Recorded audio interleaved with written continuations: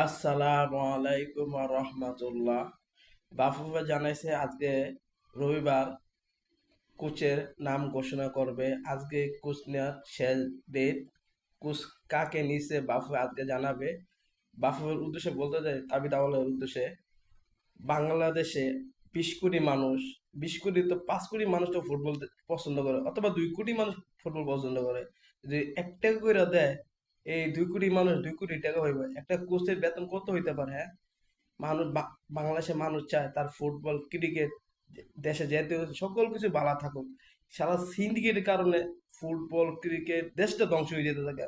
বাফুর উদ্দেশ্যে বলতে চাই, যদি আপনি মানবান প্রস্তুতি না লইতেন টাকার উদ্দেশ্যে, তা আপনি বলেন যারা ফুটবল, যারা ফ্রেন্ড আছে তার বলেন আমরা কোচ নিয়ে আমাদের সামর্থ্য নাই, আপনারা যদি হেল্প করেন আমরা ভালো কোচ নিতে পারবো।